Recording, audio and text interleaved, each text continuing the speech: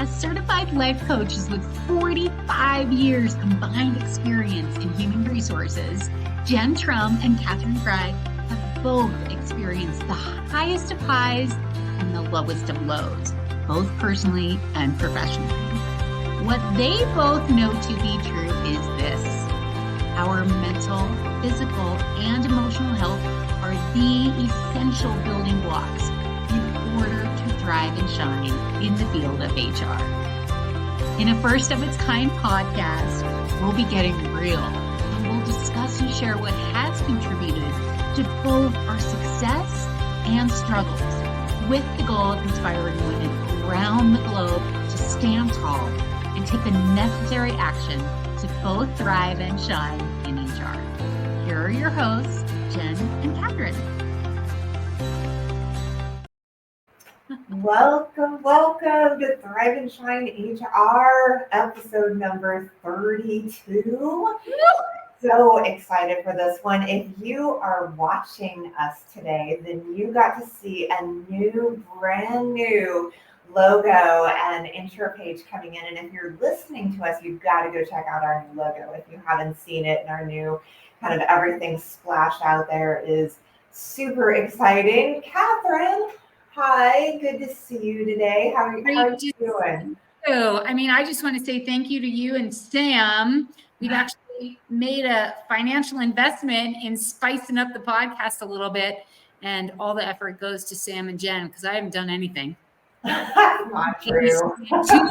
It's like, I like natural colors. So kudos to you, Jen, for just really having the vision and putting in all of this amazing effort to keep up leveling our podcast. Yeah, so grateful to you for that. Yeah, no, you're so welcome. And it's so funny with this episode being crafting conversations that matter, the keys to giving and receiving feedback. It's so funny that we just in the process of creating this logo and doing all this, there's a lot of feedback.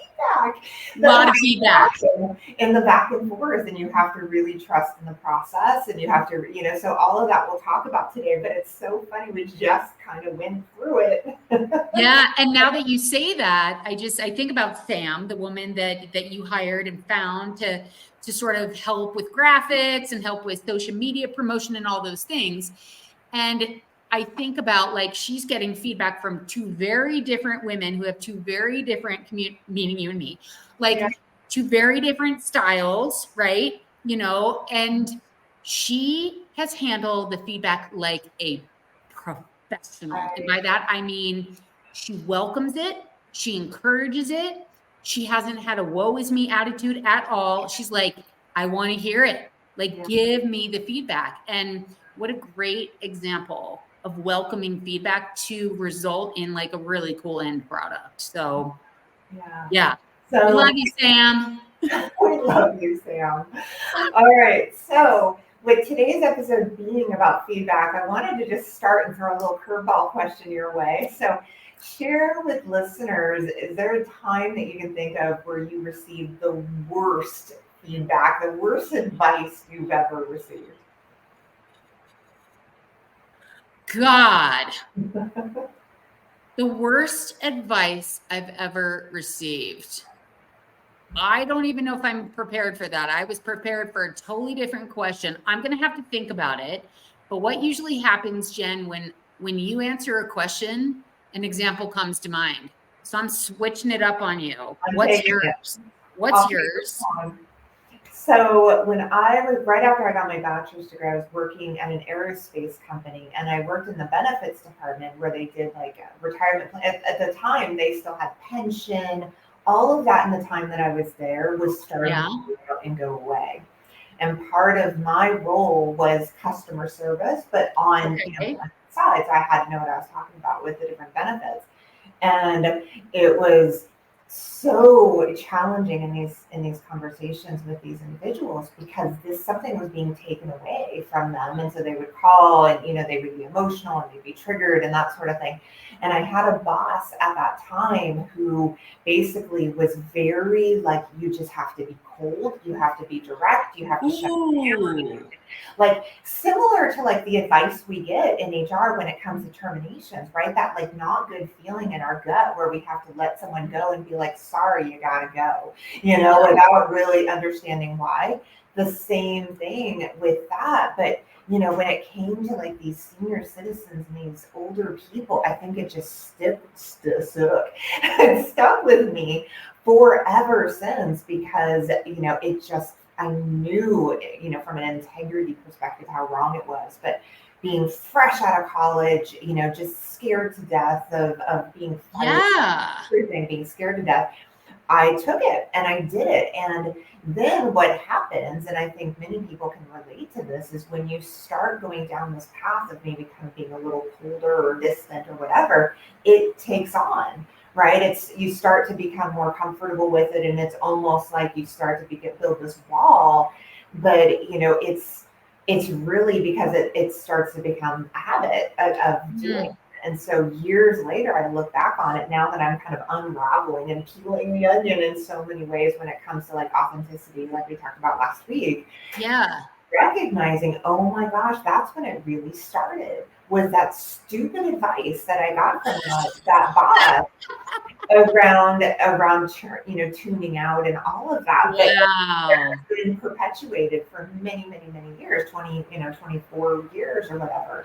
So yeah, that's the one that comes to mind for me, where I'm like, oh my God, and that's that dehumanizing that we see so common in HR. So I don't even know of a person in HR who's not received some sort of advice similar to that.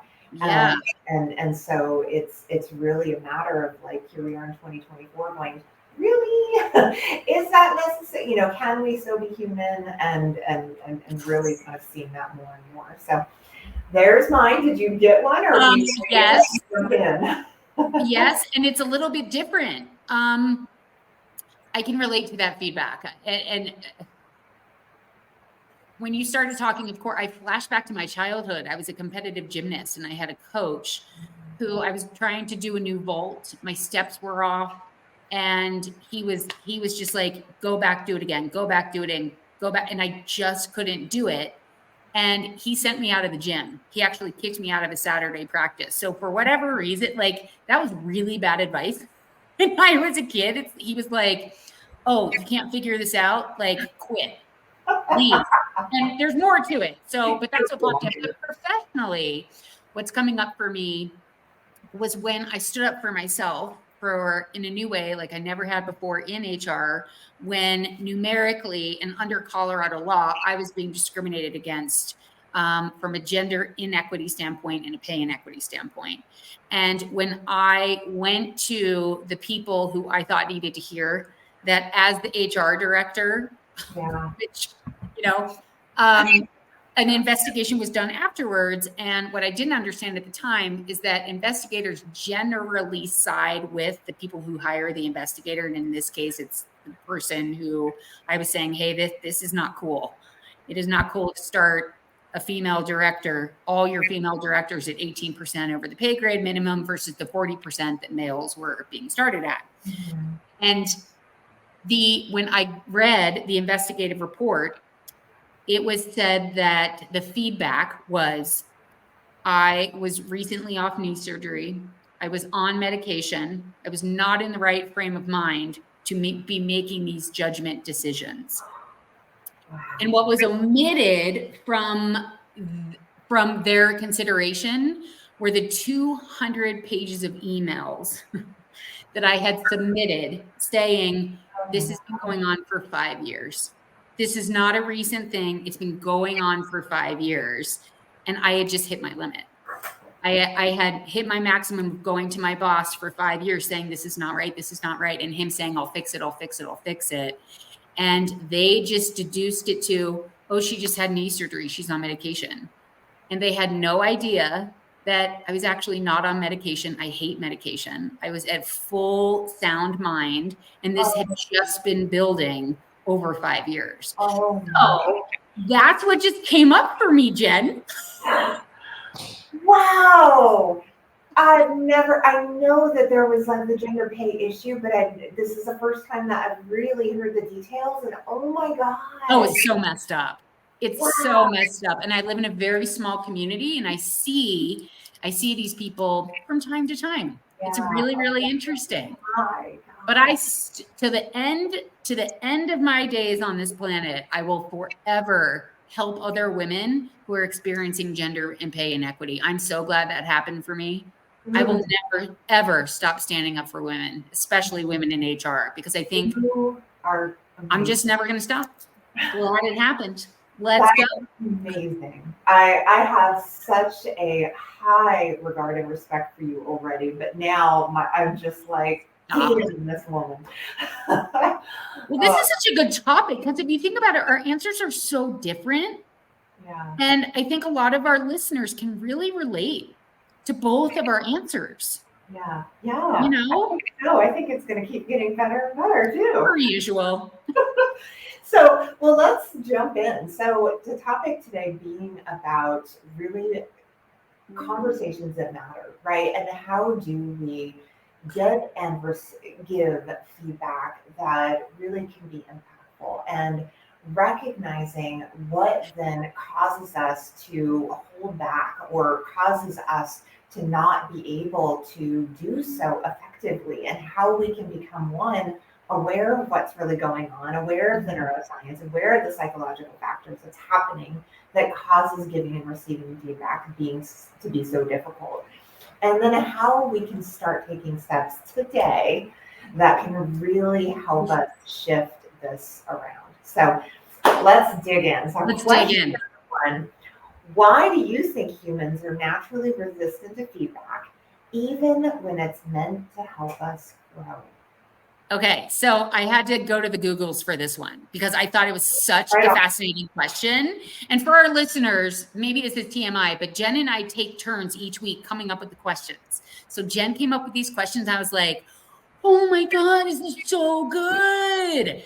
And I wanted to dig into the science of it. And not surprisingly, sometimes I'm surprised by what I find. Not surprisingly, what psychologists say, fear. It comes down to fear. It's the humans not wanting to be criticized. It's really, truly that simple. From the research that I did. Good. Yeah. Yeah. What did you discover? Is your reasoning more from personal experience or work experience? What did you find out? No, the same. I mean, really, It's about like that uncomfortable feeling that we have when we receive constructive feedback, right? That doesn't feel good. And now all of a sudden we're having an emotional reaction that is really difficult to be able to respond to in the moment. Yep. So often then we're going to, push it away, deflect it, all of the things to keep from doing it. But it's really about that fear of then what that really is triggering for us. Yeah. And usually it's because it's touching a nerve, right? And touching a nerve literally is some type of truth potentially in there, or something that hasn't yet been addressed that needs to be addressed. And that's not fun. That's not something that we're all like, sign me up, right? Yeah. Have to like recognize that there is a part of that is, a natural resistance to that. And so recognizing that and calling that out for what it is, that this is a natural resistance. Our human brains are like, we totally don't want to have to go towards something that's going to create discomfort for us. And some, feedback that actually does trigger some truth within us, that is going to trigger it. There will be something that triggers from that. So yeah, excellent. Recognizing that, it absolutely is fear. And I would just piggyback right off of that. 100%. 100%. Totally normal and fear-based. Just comes from fear. Yeah. So everybody, we're okay. This is okay. This idea of being uncomfortable to have to give whatever feedback we need to give, or receive whatever it is that we're not excited to hear, but we know we need to, we're all going to be okay. Just hold on. Yeah. We're going to get there together. So let's go into number 2. So let's talk about a personal story. And really, I'm going to switch the question just a little bit, but not much. So great. Do it. So can you share a personal story of a time when you either received or gave difficult feedback and how it impacted you? Okay. I love this because I have one coming off the cuff a little bit. I received feedback from almost every person I've ever reported to saying, slow down.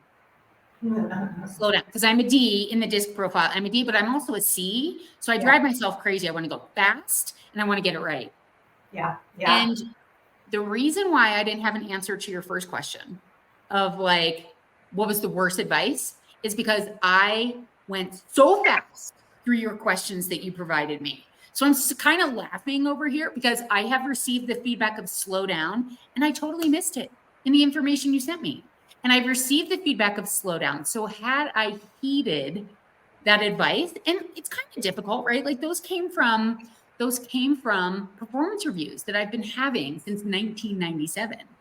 So it's still a lesson that I know I need to learn. And it just played out for all of our listeners right here. Truly. So I thought it was really funny. I wanted to bring that one up because truly, I know I need to slow down. I know I need to do that. And it plays into a little bit of the example that just happened yesterday. So I have been doing some consulting for an organization down in Telluride, Colorado. And I met with sort of my boss, and my boss has sort of changed several times for various situations. And one of the things that I've been doing, I do a training every single month. And after each training, I say, what can I do to improve? Like, what do I need to change? And all I have heard since January, because we really started doing these trainings every single month, is it's great, it's great, it's good, it's great.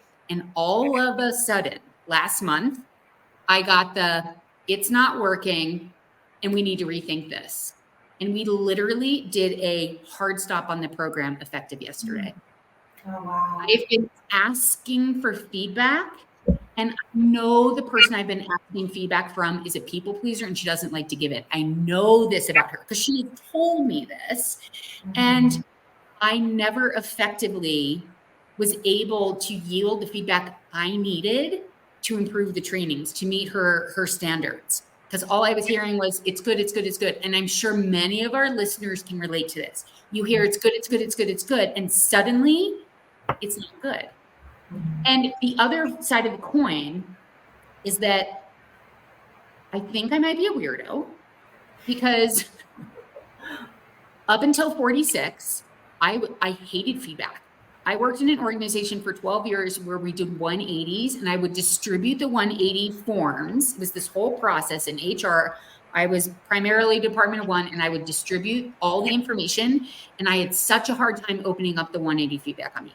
I was so afraid of it. But now I love feedback. Like I just want to do better and better and better all the time, personally and professionally. I'm like, tell me about my blind spots. Like I am just that person.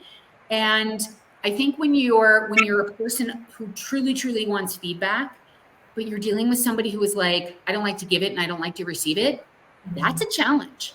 And it literally led to a hard stop in my business, which is fine because I have so much other business going on right now. I was like, this works. My dad just broke his femur. I need more time for my family. And I was like, well, look at that. I've got a hard stop and we're going to stop that programming. And I get to shift my energy to all of these other clients and work that I have and focus on my family. Like it was just so serendipitous. So I think it's awesome. I really do. But that was the example. And this just happened yesterday where the person over the HR director was like, you want to call it? And I was like, sure do. Let's call it. It's awesome. Yeah, it really is. And like, your example of someone who is a people pleaser and the challenges come from like the work you've done to get to the point where you're like, come on, let's tell me what I need to hear. Please tell me. Yeah. And yet, that there's that struggle that they're pushing through, and how do we work with that? I think that's so fascinating that was your example, because it's similar to my example where No way. Well, my boss calls me out when he sees that I'm not going far enough when it comes to giving the feedback that's needed, and really recognizing, Jen, you're trying to people please, you're trying, like it's so great because again, I've shared before, like he's, having somebody who you report to that's very emotionally intelligent and really understands this feedback thing, when it's given the right way and it's given because you're really wanting to see this person thrive, right? Like, that you can look at them. It's like, it's not from judgment. It's not because I think any less of you. It's because I actually think so greatly of you. And I know you can do this. I know you've got it in you and you're just afraid of what that reaction is going to be. You're afraid that they're going to be triggered and therefore it's going to make your life a little harder for a while. Right. And that's super true. That hits such a nerve for me. And yet, it's something that he has to call out every once in a while. And I'm like, oh, you're so right. and yet, we have to have that. Like you said, please tell me, I need to know. To just have that relationship with another person or other people in your life where you're like, hey, anytime you tell me, and to have that person say, hey, just so you know, you're not going far enough. I can, I can know that you're afraid of what that reaction is going to be. It's like, yep. Yeah, that's so true. So yeah, that's the example that I had totally. That's so funny. I know, it's so, we have that way about us, but we do. It really, I think for me, came down to, having that type of mindset into myself too, because you said, when you were 46 and for me 48, right? Like it was really at the time of our lives where we're like, wait a second, this really matters, right? And what am I so resistant to? Yeah. What is this resistance all about? And so since then, it's like there's that trigger that goes off where it's like, no, this is a non-negotiable for me. I got to go all in. and yeah, whatever comes of it will come. And again, when it comes to my workplace relationships and those that, yeah, I want a perfect world. Everyone's pleased, right? All the time. But we're in a role where it's going to require us to get out of that comfort zone and recognize that not everybody's going to be happy with us all the time. But when we're acting in integrity and we know that what we're doing is for the right reason, for the right purpose, you're going to be okay. But again, it's so important to make sure that you have that backup, that you have the support, when doing so. And I think you can totally relate as well in environments where, if you are going to take that step into the discomfort to really give that feedback that's needed or be willing to receive it, and you don't have that support, that's something that I think, we can talk about more, like action steps, but really that's totally. And when we don't have that, I definitely would want somebody to kind of do that inventory for themselves to make sure that they're not putting themselves to the wolves, But really from a place where they know, hey, when I, kind of go out there, that I know that I others have my back to do that. Yeah. Yeah. Okay. Next question. So how can HR leaders use neuroscience to help our employees override our instincts to resistance to feedback? Yeah, you and I mean, we geek out on talking about neuroscience, and I think it's because it's so powerful. Yeah. And I think when our heads are down in HR, as many of our listeners are, it is so easy and natural to follow in suit of our predecessors, our HR mentors, people that have come before us and are giving us great advice, people we really respect. And I think what I would honestly say like 95% of HR professionals don't realize are the details of neuroscience and how they're actually knowing the human brain, knowing that there is the amygdala, there is the prefrontal cortex. We can rewire our brains. We can develop new neural pathways. For me, I think it is not one. For me, it's been the most powerful knowledge that has turned me into a disempowered, woe is me, HR is hard type of person. Mm-hmm. And just the thought of, oh, I can think differently. And if I choose different thoughts, I'm going to feel better. And therefore, I'm going to show up as a much more empowered HR person. And then I'm actually going to be able to achieve the results I want to achieve. Like, it blew my mind. I did not know that all I had to do was start thinking differently. And yet it's hard. It's hard. But when you put the systems in place, like I just have this very, very concrete way of starting my day. I exercise and I do my thought work. And I get very, very intentional with how I'm using my brain.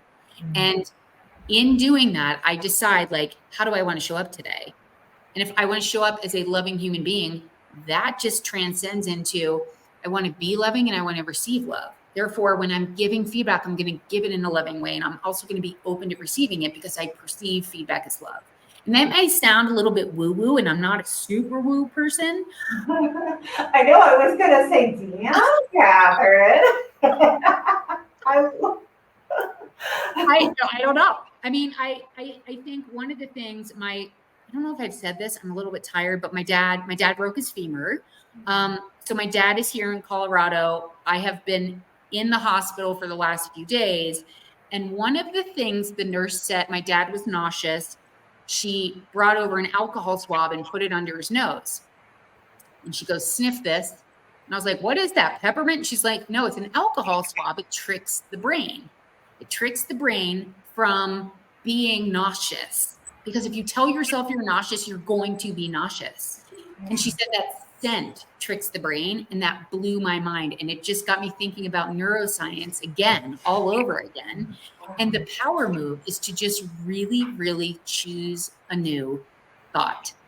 And if we choose the thought of, I love feedback, or even I'm open to feedback. If you don't want to go all the way over here, I'm open to feedback, right? I want to do better. I want to be better. And in order to do better and be better, I need other people to help me see what I can't see, to know what I don't know about myself in order to do better and be better. It just can be small shifts like that. And just reframing the thoughts that are just empowering around feedback. So I'm life lessons in the hospital the last few days. I got to tell you. Oh man, I love that though so much, and I think sometimes it does take. And I'm so sorry about your dad. Oh, thank you. You know, it does sometimes take those like life shakeups, and all of a sudden we start seeing things with different eyes, right? Different perspective, and you know that can be a really beautiful thing, even in the midst of tragedy. So I really, really love that. Yeah. And just one other little hack that I use with my coaching clients, but just watching the nurses do with my dad. Scale of 1 to 10, what's your pain? Right? And that's a way of eliciting from our employees, scale of 1 to 10, how excited are you to be at work? Scale of 1 to 10, how do you think you're doing? I mean, scaling is very, very powerful because it puts the other person in the driver's seat to come forward and say how they're honestly feeling. And it's not yes, no, it's not black and white. And it was really, really helpful for the nurses to gauge my dad's pain level in order to inform what drugs, how far to push in therapy, all those types of things. So just learning a lot, like I said, in the hospital, Jen. Yeah. Always relates back to HR somehow. We're always growing. We're always learning. Yeah, right. Yeah. Well, what about you? When it comes to neuroscience, how do you think it can help us and our employees override that instinct to just be resistant to feedback? Yeah.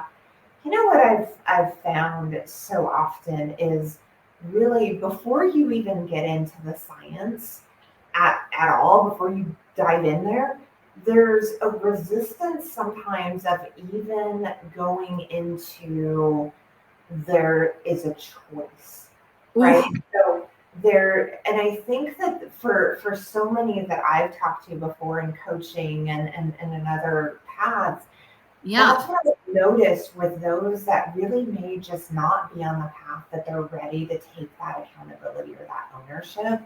And so, yeah, I mean, and obviously with, you know, when we start kind of thinking of how our brains work and what's natural and how this is kind of part of like how we are, something very interesting happens when you have kind of all of this right in front of us. Like it's all right there for the taking around all of these new developments in science that's out there. And yet the resistance to that, the resistance of even being open to the possibility that, as a human, I have a choice in actually Ooh. how I choose to behave. It's baffling, but it really, I think, in calling that out, it has to be the first step, and then starting to say, okay, now let's kind of break this down and talk it through. There's a scientist out of Harvard. His name is Dr. K, and it's actually a long name. I think I've talked about it before because he deals with addiction. But he was on the Mel Robbins podcast a couple weeks ago, and they were talking more about motivation and how our brains are very naturally wired to resist that motivation. And until you change that circuitry and recognize, you're never going to feel like it. You're not, most of the time you feel like it. You have to make sure you're in control. And I think the same goes for this too. So when it comes to, recognizing that we are at the driver's seat, that we are actually the video game controller holder, it then changes everything. And then you can start talking about the amygdala, and then you can start talking about, all of those things. You can start opening our minds to. But I think that willingness to consider and be open to the possibility is really where it starts for me, and where I think many people are tripped up and find themselves kind of in this pushing away of a reality that's right in front of us. And so that's a little bit tough love, and that kind of not exactly where I thought I was going to go with that question. But no, really, I wrote something down, and then when it came up, I was like, I'm going with this. I love it. Feeling in this moment, which, we do that sometimes. We do that. We have to kind of ride those. But again, the neuroscience is there, and we can talk about it every episode. But if there's not that willingness to say, ooh, tell me more, right? Yes. Then you'll never get there. And that's where I have had to literally say, and I'm sure you have as well, and this is not the funnest of feedback, but to somebody who wants to, who has talked about, going through coaching and saying, I don't think you're ready. I don't think you're really ready. And should you be ready? Hey, I'm going to be your biggest cheerleader, but here's where there is, kind of this gap between where you're at now and what you would really need to kind of take that step. So it's, really the awareness piece is really, I think, where neuroscience can blow up for any of us. Oh yeah. And we'll go down those rabbit holes and geek and nerd out, but we're open to it, right? Like you said, I'm open to it. I'm open. But if you're not open to it, boy, is that book closed pretty tight. And that's just the reality of the world around us, right? You just look around and have conversations. It's just the reality. And in this very polarized world that we're in now, it really helps us recognize that discrepancy, really. Oh yeah. Okay. I love all of that. I really do think understanding the brain and understanding the power of the prefrontal cortex specifically, that's just where the magic happens. Yeah. And it takes us out of that resistance to the feedback and into the proactive collector of it. Yeah, because it just is, right? It doesn't have to be cool. Now, but it's all right, so let's keep moving. Okay. Do you recall a time when you struggled to give constructive feedback, and what did you learn from that experience? Yes. As the most recent one, when I read that question, I was like, oh yeah, this just happened. I mean, just because I'm a coach and a consultant doesn't mean the feedback loop stops, right? Yeah. In fact, it becomes even more important because you are not around your clients all of the time. So you don't have these daily interactions where you pick up the cues. You really have to be super skilled in knowing how to ask high cues in order to garner if that willingness is there, like we've been talking about. And I had a fail about a month ago in terms of I was developing a leadership development program for an organization, and it became very, very evident that there's a lack of accountability in the organization. And it was my understanding that the leader of this organization really wanted to like find out, where the pain points are, where the lack of progress is in the organization, what the root cause is, and then what the antidote is for the root cause. And when I brought up accountability, it was like, I don't even know how to describe it. Like a bomb had gone off and I had said the worst thing in the world. Just by saying, I think there needs to be more accountability in the organization. It wasn't personal. It wasn't about this one particular person. It was truly about a culture of a lack of accountability. And holy smokes. And in my mind, I'm like, duh, that people are resistant to feedback. That. You know how the brain works. And I obviously struck a nerve with somebody who, and this is what the research shows, something usually happens in our childhood that leads us to this fear of feedback. We got some feedback at some point where we just don't want it anymore. And not to play psychologist whatsoever, this is just what the research says. And what I love about coaching is you don't have to go back and fix these childhood wounds per se. It's going back to the neuroscience, what we were just talking about, and saying, you know what? It's okay. Like, it's okay that my body's having this like moment of feedback, but I can get through that. And just knowing that, Dr. Jill Taylor, also at Harvard, also a neuroscientist at Harvard, just talks about that 90 seconds where we can't control our emotional reaction, but the thoughts we choose after those 90 seconds, right?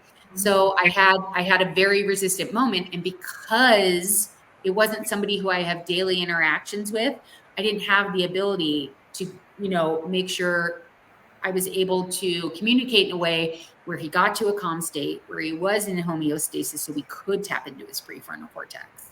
So some challenges being a consultant sometimes, and not just having the luxury of time to sit in a meeting for a while and let those things happen. That this was exacerbated by email, right? Like, oh yeah, accountability, and was not received well. So it's challenging. And what I learned from that experience, it was a new one for me in terms of a client who I generally have really, really good rapport with, who was like, that's a non-starter. We don't need to work on accountability in this organization. And I'm sure many of our listeners can relate to this, where we see it so clearly that accountability is lacking in the organization. It's such a clear thing. But if that resistance is there with the leadership, like they just don't want to give or receive feedback, it's really hard. So I almost relearned something that I've experienced in the 9-to-5 world as a consultant. It was something that was really, really new for me. Wow, that's so Crazy. good. I mean, yeah, so powerful in talking about like how things can go wrong with the best of intentions, but it's really those triggers in others. It's so unpredictable, and ultimately, recognizing that and really becoming aware of that and trying to then navigate through that. And like you said, when it's a relationship that you don't work with them very often, that's how how do you kind of have it? How could you ever predict that? But my example is individuals who you do work with. Interesting. But those triggers can come up we're all like constantly going through cycles in our lives where things may trigger us here, but not here, and over here, and not here.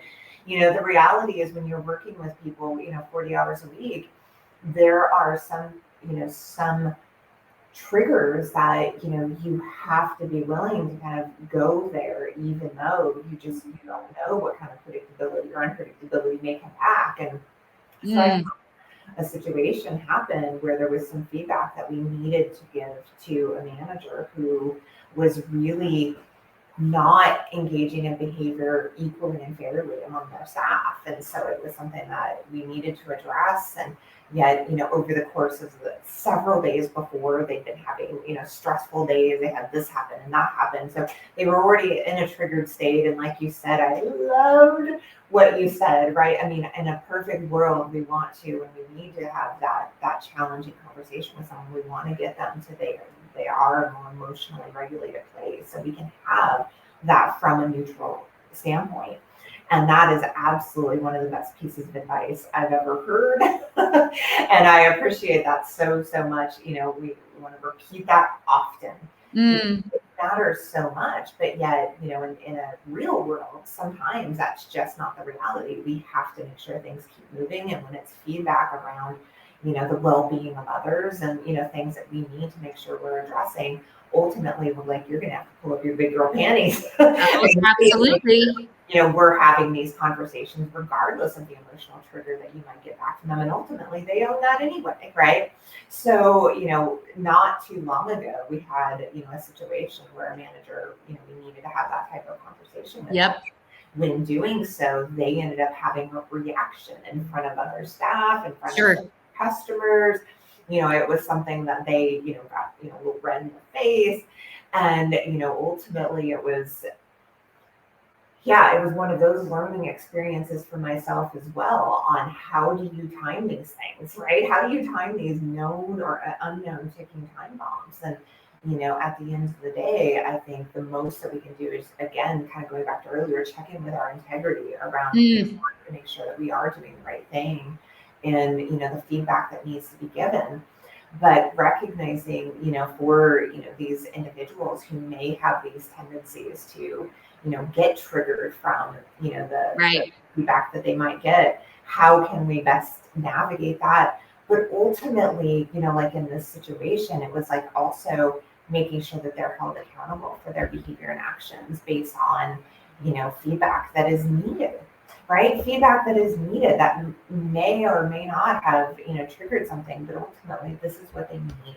And I don't own that as a people pleaser and as a, people pleaser. That's something that's so important that I have to make sure I'm recognizing. And I think, in that particular circumstance, doing it in a way where I felt as perhaps I had like a buffer around me wasn't that right call based on that other individual knowing that they had a tendency for that type of behavior.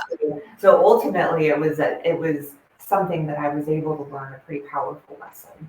And knowing deep down that I had the good intentions, I just really it wasn't a good execution on that. And that's something that, for any of us out there, who need to have, that feedback and give that feedback of just making sure that we're recognizing the audience, the environment, the surroundings, the circumstances, all of those things to be able to hope that that can be as impactful as possible. So good, Jen. I know it's so funny when I find these, situations that put me in a little bit more of a vulnerable state. Because I'm like, yeah, I screwed up. But knowing when you do that too, when I was writing my notes earlier, I'm like, I know she's going to go there too, and it's okay, right? So, having that and being able to just own those, because that's how we grow. That's how we can continue to get better along our when it comes to feedback. Absolutely. I mean, that's where the growth happens for sure. And I think, I don't know if it comes with age. I mean, the fact that you and I both had similar experiences in terms of understanding our brains differently and going through our coaching programs. And I don't know if it's age where you just reach this point where it's okay. Like, it's just not, it doesn't have to be this personal, and it doesn't have to be this defaming or derogatory, whether you're the giver or the receiver of the feedback. What if it's actually a super powerful thing? And what if we learn to deliver it? The feedback is almost like giving somebody a superpower, but also when we receive it, it's like, thank you, right? As the difference, the word trigger, we've talked about it, on several episodes now, and when I get triggered, it's like, oh, there's something I need to still learn there. Yes. And I get so like, it just happened with my mom as we were checking into this place. I couldn't find anybody to get help. And in, you know, I got really angry and really frustrated with myself. And I was like, yep, there it is again. I have got something to learn there. So it's almost like a trigger. When we get triggered, it's a feedback mechanism for ourselves to say, I got some more work to do right there. There it is right there. So we have built-in feedback mechanisms. And a lot of people are like, oh, I have PTSD. It's like, but do you? Like, is it your body's just trying to tell you something, and be open to it. And if it keeps coming up, be open to it. There's something to learn. There's something to do differently. Oh my gosh, that's so good. You are just feeding my soul today. Feeding my soul. I'm just being really honest. I am just loving it. It's just such a good conversation. Always fun, Jen. Always. All right, question 5. How do you prepare yourself mentally before having a tough conversation where advice or feedback is needed? Such a good question. I mean, I personally, I have my ethos method. So I do thought work every single morning. So I'm actually constantly prepping for the day, and it's not catastrophic thinking. I just have a commitment to decide who I want to be and how I want to show up in this world every single day. And if I get off track, like just happened 45 minutes ago, I know I have an opportunity to reset. And I just have that commitment to myself to do that. I think I also use that method when I'm heading into a really crucial conversation. And for me, I think at this point in my career, I used to be that person who would develop talking points for myself and others. I was like, I think that's often a task or a skill that we are asked to tap into in HR. So, okay, we've got a tough conversation. We've got a performance improvement plan or whatever that is. And sometimes like putting those talking points together, I think can be really valuable in terms of holding ourselves accountable to sticking not to a script, not to a robotic script, but just here are the things I'm really committed to talking about.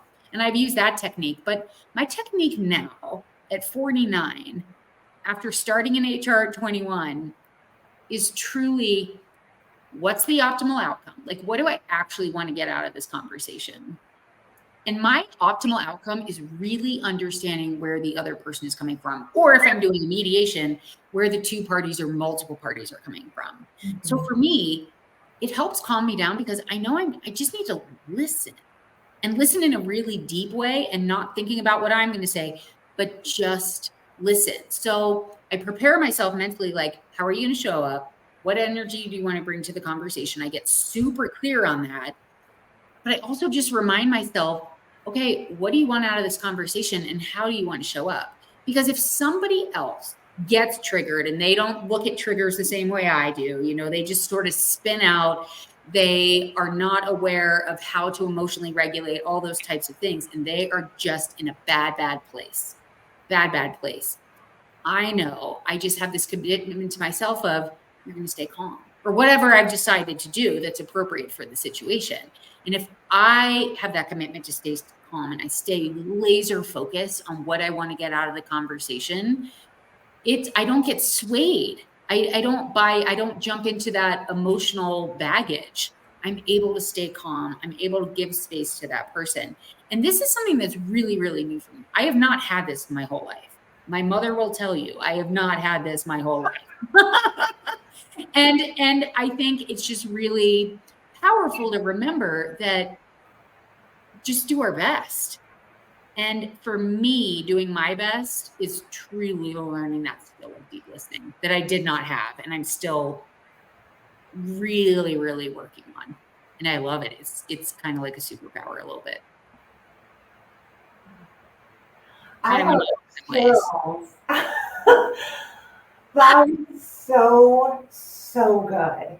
So good. And, just really touched me because, I can feel the genuineness and the authenticity just come right up, beaming right off of you. So if our viewers and listeners are not aware, would you mind kind of just giving a very quick summary of your ethos method Yeah.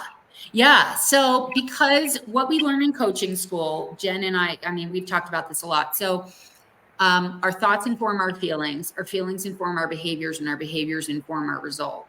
So my ethos method, it's all about, I have this whole process of, okay, look for the facts of the event. What thoughts are you choosing?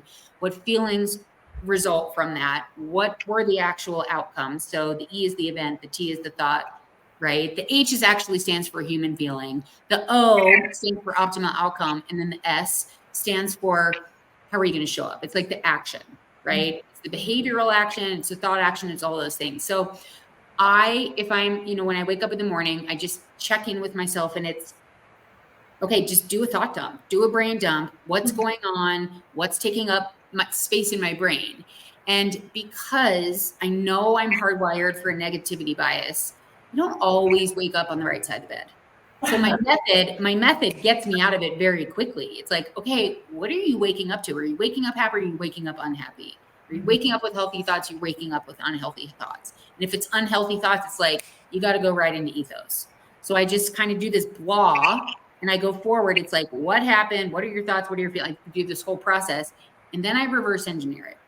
And I start with, who do you want to be and how do you want to show up today? I just get that all out. I just I get it out on paper. And then I say, who do you want to be?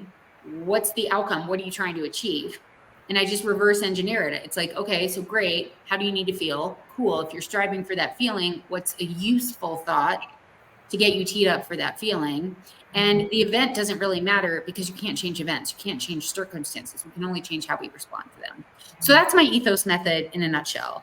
And I use it backwards, forwards. I use it as a checklist, and it sets me right. And I'm not perfect. So I need this tool to help me show up as the best version of myself, but it also helps me. It serves as a checklist when I'm working with my clients to make sure I've dotted all of those I's and crossed all of those T's when I'm really helping set somebody else up for success in their day. Wow. I thank you very, very much for that. Have I ever explained that? I don't know if I've ever explained that.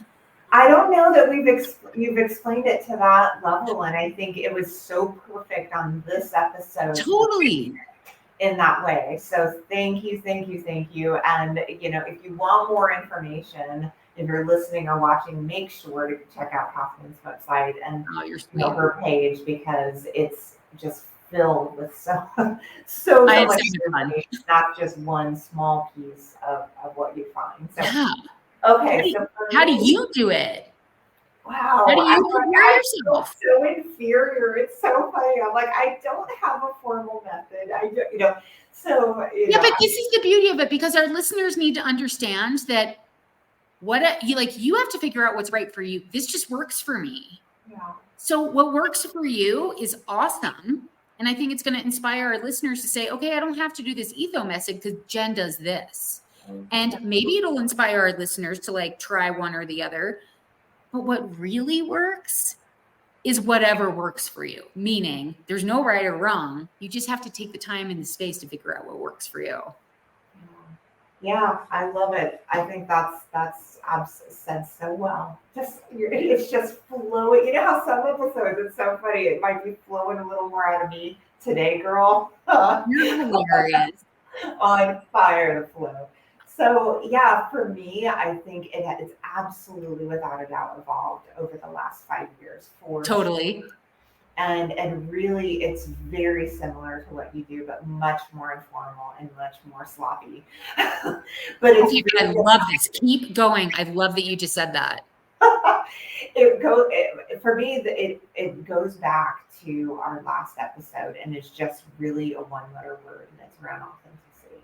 Oh, is how I'm showing up, is where I'm at, is what I'm doing, is this authentic with what I know to be,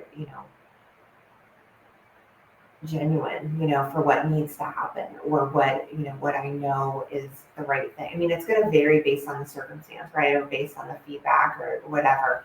And so that's where it's sloppy, and it's sloppy because it's not a fine art to it. So I think adding some structure like your ethos method, I'm like, Like I am ready for a little structure. But at the same time, I also am very aligned with myself in a way that I never was a few years ago. And that's Yes. really good. And so, it's like that gut check type of thing that we do more than I really ever gave it credit for, right? Like in terms of my intuition and my gut and all of those things matter in a way. Here I am, this data person, and I geek out just like the next person.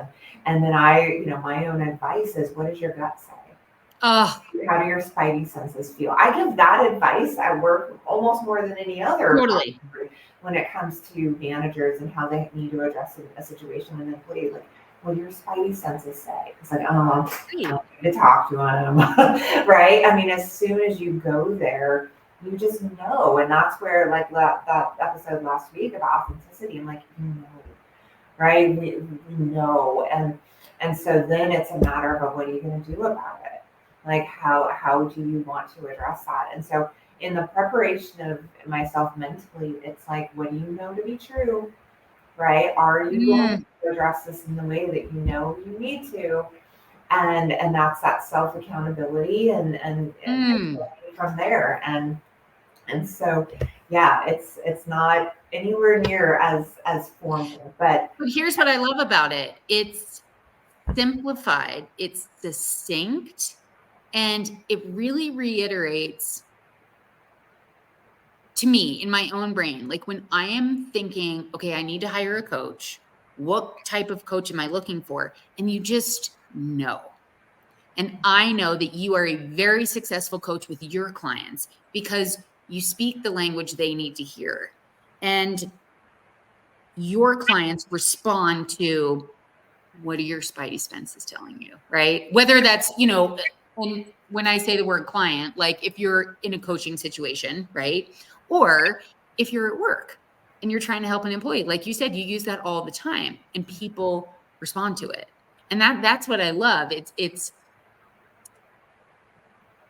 I just believe in the power of looking forward. And when you're feeling super stuck or you're really, really not okay with approaching a tough conversation, it's okay to go to someone who is skilled, who can help you prepare for that conversation. And I was just flashing back to this last Saturday when I was trying to decide, okay, am I going to continue working with this client or not? Like this consulting that I've been doing for almost 2 years.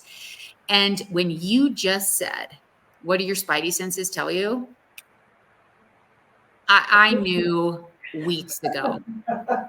I did. And my brain, it's like, well, you're a coach and a consultant. So how far do you let your clients treat you like crap? It's just kind of this new thing since I started my business a couple years ago. But that one question, what do your spidey senses tell you? I would have been like, get the fuck out.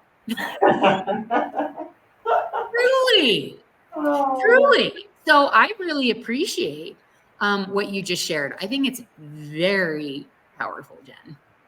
So thank you.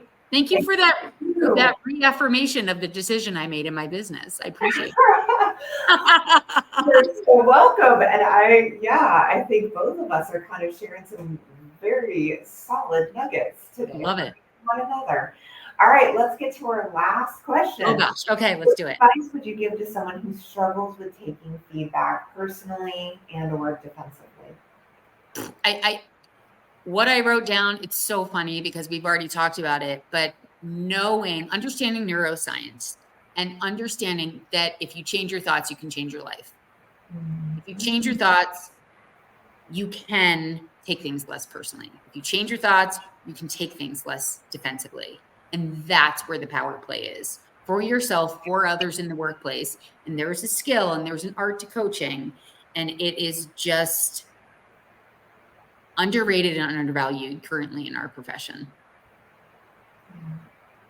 What do you think?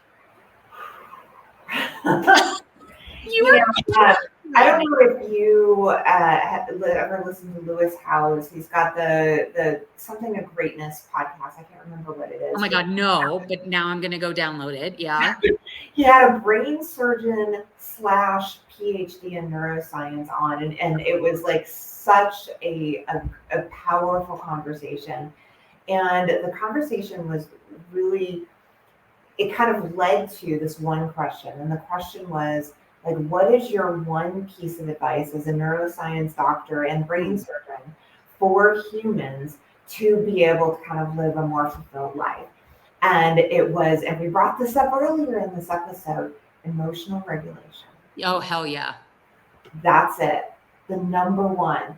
And everything that you said just now is absolutely accurate. And it really comes down to the simplicity of self-awareness and being able to recognize where we're unregulated and learning how to balance ourselves based on the natural triggers, based on the normal natural responses as we're going through this bumpy thing called life, but recognizing the power in that, right? The superpower in that awareness, and then being able to, exactly what you said, then choose accordingly.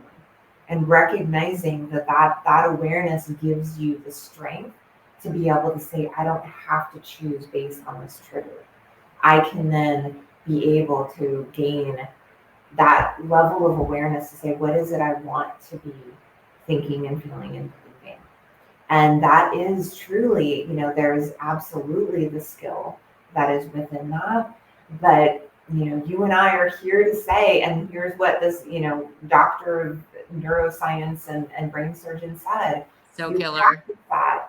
You show up for yourself every day and recognize what are the things that are kind of triggering me and where am I, kind of finding myself overreacting or taking things personally or defensively. Great start, right? And recognizing that that's even happening, good first step.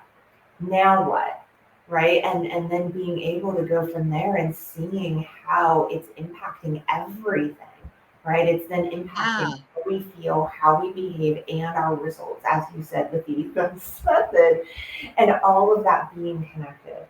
So yeah, I think, it's really about just taking it one step at a time. Ooh.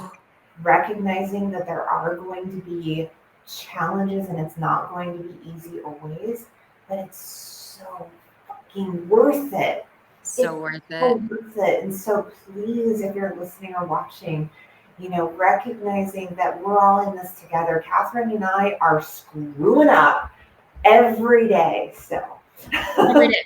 Every day. And having others that we can talk about this with and being able to kind of share it and say, yep, you know what, I'm on the path, but that's okay, right? It's a matter of continuing on that path and seeing the amount that you've grown since 46 and I've grown since 48 and still seeing that happen every single day. What a beautiful freaking gift this is. Oh, yeah. Right? What an amazing gift this is, and how incredible it would be to get 1-2 people out there to say, oh, you know what, maybe there is something to this self-awareness thing. Maybe there is something to this, practicing emotional regulation thing. Yep. That's a huge win right there. I wanna depict this for, this is like a little bit of a bonus for our listeners who are actually watching this. So if you're listening to this auditorily, just go to Instagram, Thrive or Shine, or go to either of our Facebook pages or Jen's YouTube. I have YouTube too, but I'm not very good at it. But anyway, so check out this visual. So let's say you're here and you get feedback and you start to work on it and things get better, but then it starts to go down, like you have a step back. But the more you practice it, the higher you're going to go, right? It's the trajectory. It's the trajectory. So ultimately, eventually, your worst day, like what Jen and I are talking about, we mess up every single day. Our worst day, if you look at that, is better than our original best day. We promise you that's true. It's so true. So even though I had a fail in the hallway with my mother trying to get in here so I could record this podcast, I had a fail. That fail was much better than how I was a year ago, where I would spin out and I couldn't emotionally regulate. And then I would beat myself up and blah, blah, blah, blah, blah. And just emotionally out of control. And now it's like, you fucked up and it's okay. And you're going to do better when you get off the podcast, right? It's shorter. I'm still messing up, but the time frame is shorter. I forgive myself more quickly. I catch it more quickly. And the resiliency is just stronger. Truth. Oh my goodness. It does not get much better than this. This has been so fun today, Jen. You're amazing. Hey, you really like my mood when we got on. I was like, ugh. And now I'm like happy as a clam, per usual, because every time I talk to you, I'm just happier by the time we get done recording the podcast. So thank you for the love and light you bring into my world, girl. Always and forever. All right, everyone, thank you so much for joining us today. As always, this is a Thrive and Shining podcast, and we want to see it grow. So if you also enjoy what you hear, enjoy what you see, make sure to like us, make sure to love us, make sure to comment, make sure to download us, and most importantly, share us with those you care about. So with that, don't forget, every day is a new day to thrive and shine in HR. Thank you so much, and we'll see you next time. Bye.